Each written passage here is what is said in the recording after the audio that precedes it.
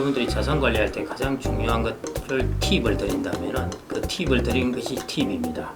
TIP의 자산 관리의 중요한 핵심적인 세 가지가 있는데요. 첫 번째 T는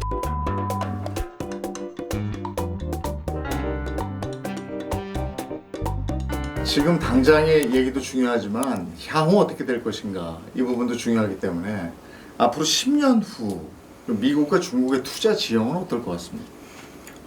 10년 후 지금도 마찬가지인데요. 중국은 뭐 당연히 성장합니다. 테크놀로지가 너무 뛰어납니다. 우리나라 같은 경우에는 이미 여러 기술에서는 이제 따라잡혔다고 보면 될 것 같고요. 뭐 배터리도 마찬가지고, 배터리도 지금 사실은 되게 중요한 순간입니다. 중국의 기술이 많이 따라오고, 중국은 자기 자신의 시장을 갖고 있잖아요. 경제학에서 이제 혁신이 잘 일어날 수 있는 가장 첫 번째 요건이 시장의 크기입니다. 시장이 커야 이상한 놈들이 들어와 가지고 막 이상한 물건을 만들어내서 창조적인 이제 그런 일이 일어나는데, 중국은 그런 면에서 이제 훨씬 좋은 것이죠. 그리고 많은 자원이 이제 과학기술적으로 배분되게 돼 있으니까요. 그런 면에서 저는 따라오리라고 봅니다. 그래서 앞으로 G2를 생각하셔야 될 것 같습니다. 뭐 미국이 경쟁에서 진다 그러지도 않을 거고요. 미국과 중국이 이제 G2로서 세계 시장에서 성장해 나가지 않을까 싶습니다. 그래서 우리나라 사람들이 지금 미국의 거의 94, 5%를 배분하고 있는데 한 70에서 60 뭐 그 정도 하고 나머지 이제 중국과 인도, 우리나라 이렇게 좀 배분을 하면 어떨까 합니다. 일본 쪽은 어떻습니까? 여러 가지 많이 개선을 했습니다. 앞으로 이제 엔화 강세도 이루어질 것 같고요. 그런데 제가 이제 전체적으로 글로벌하게 투자처를 본다면은 저는 미국, 중국, 인도 이 정도로 그냥 제한하면 어떨까 그렇게 봅니다. 특히 우리가 이제 미국 기업에 투자할 때 장점은 이런 부분이죠. 미국의 M7이나 이런 주식은 다 그 다국적 기업입니다. 그러니까 세계 경제가 성장을 하면은 이 기업도 성장을 할 수 있는 것이죠. 그래서 미국의 다국적 기업에 투자하는 것은 세계에 투자하는 것입니다.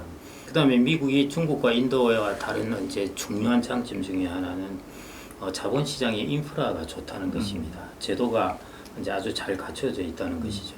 그래서 그런 측면에서 저는 굳이 너무 그렇게 나라를 넓힐 필요가 없고요. 예, 기본적으로는 미국, 중국, 인도 이 정도가 적합하지 않을까 싶습니다. 예. 역시 뭐니 해도 우리나라 사람들이 손을 놓을 수 없는 투자처 부동산인데 예.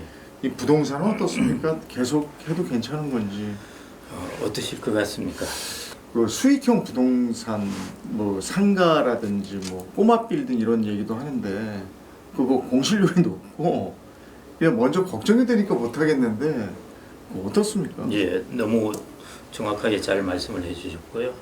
이 부분에서 아마 한 채에다 플러스 한 채를 하는 분은 그 플러스 한 채 하는 것이 아주 우량한 주택은 아닐 겁니다. 그래서 그런 측면에서는 별로 바람직하지 않은 것이고요. 앞으로는 이제 초양극화라서 결국 이제 우량한 주택 중심으로 가게 되어 있습니다. 우리나라가 이제 도시 집중률, 수도권 근처에서 사는 사람들이 50.5% 이 정도 되었어요. 일본이 아마 도시 집중률이 한 30% 될 겁니다. 그러니까 선진국에서는 일본이 높은 편이거든요.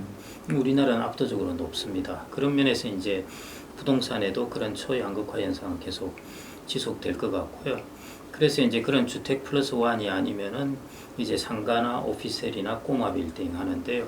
전체 부동산에서 제일 퀄리티가 클래스가 높은 것이 큰 오피스입니다. 그 다음에 이제 저 밑에 있는 것이 상가 쪽인데 경기가 안 좋아지는 그리고 장기적으로 저성장이 들어가는 상황에서 상가나 이런 부분은 좀 위험합니다. 내수도 안 좋고 그렇기 때문에요. 지금 공실률이 생기는데 앞으로는 괜찮지 않을까? 그렇지는 않을 것 같고요. 그래서 제가 이제 추천하는 것이 리츠를 통해서 부동산을 사시는 것. 그러면 오피스도 사실 수 있고 뭐 물류시설, 주유소 다 다양하게 사실 수 있으니까요. 리츠를 통해서 좀 하시는 게 어떨까 싶고 그 다음에 이제 부동산은 아까 방금 그런 세금에 관해서는 이제 정책 리스크가 항상 있지 않습니까?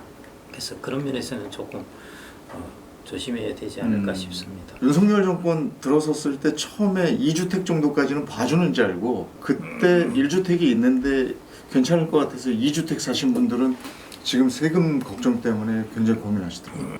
세금 면에서 지금보다 오적이지는 않겠죠. 예, 지난 2, 3년 동안은 좀 공급이 됐었죠. 많이 됐는데 그 이전에 한 8, 9년 공급이 너무 안 됐습니다. 그 여파가 지금도 이제 영향을 주고 있는 것 같고요. 그래서 아주 하이 클래스에 있는 탑 1, 2%이 정도 있는 주택 같은 경우는 뭐 여전히 그거는 다른 시장이니까 괜찮겠지만은 나머지 부분은 저는 플러스 1 할 때 좀 조심하시는 게 좋고요. 그게 안 좋다고 해서 상가나 오피스텔은 특히 조심하셔야 될 부분입니다. 지금 리츠 펀드 같은 경우에는 좀 내려와 있는 겁니까? 내려와 있습니다. 가격이. 리츠라는 것이 주식이기 때문에요.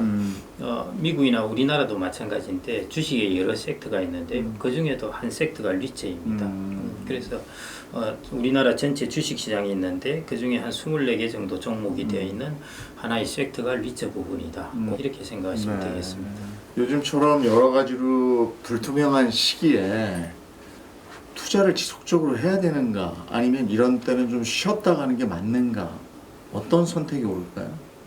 여러분들이 각 기업들이나 연초에 다 전망을 하는데 아시다시피 우리나라의 경제 성장률 전망도 KDI가 전망하거나 한국은행이 전망하는 것이요. 작년부터 시작해서 올해 성장률이 2%에서 0.8%까지 불과 한 6, 7개월 만에 성장률의 전망치가 쫙 다 바뀌었습니다. 연초에 열심히 내년을 계획하고 하더라도 거시경제의 전망이라는 것이 참 어렵다는 것입니다. 특히 주식시장의 전망도 어렵고요. 그래서 제가 말씀드리고 싶은 것은 기본적으로 여러분들의 그냥 포트폴리오라는 것들을 만들어 놓으십시오. 장기적으로 가야 될 것. 그 포트폴리오 만드는 방법이 코어 자산과 나머지 자산을 구분하셔가지고요. 우리가 코어 권역이 튼튼해야 되듯이 코어 자산은 상당히 견고하게 가지고 있어야 됩니다. 그래서 채권도 가지고 있고 주식도 가지고 있고 리츠도 가지고 하면서 분산을 해서 견고하게 장기적으로 견고하게 가지고 있어야 되고요. 견고하다고 생각하니까 예금이 가장 견고하다고 생각하는데 금리가 1% 되면은 이게 견고하지가 않습니다. 돈을 까먹게 되니까요. 그래서 그런 코어 자산은 장기적으로 그냥 가져가시는 겁니다. 이것은 시장이 흔들려도 크게 안 흔들려요. 그 다음에 나머지 한 20% 정도의 세이틀라이트라고 그러죠. 위성 자산은 그것은 이제 시장의 변화에 따라서 좀 사고 팔고 할 수 있게. 그러니까 결론적으로 말씀드리면은 한 70에서 80%의 코어 자산은 시장의 변화에 관계없이 꾸준하게 가져가시는 것이고요. 나머지 20에서 30% 자산 그 정도는 시장의 어떤 시류를 타면서 조금 운영을 해보시는 이런 코인도 한번 사보고. 예, 맞습니다. 이런 형태로 이제 자산 운영을 하시는 것이 정통의 방법입니다. 정치, 경제, 사회적으로 참 불안한 시기를 살고 있는데 이 시기에 자산에 대한 관심이 있는 분들한테 어떤 얘기를 해주시겠습니까? 이제 내년에 1% 되면은 또 이제 고수익의 유혹, 고수익도 아닙니다. 딱 5%에서 6%의 유혹입니다. 그 부분에서 이제 리스크를 잘 선별하시라는 것 하나 있고요. 그 다음에 두 번째 이제 제가 여러분들이 자산 관리할 때 가장 중요한 것을 팁을 드린다면은 그 팁을 드리는 것이 팁입니다. 제가 무슨 말인가 하면은 TIP의 자산 관리의 중요한 핵심적인 세 가지가 있는데요.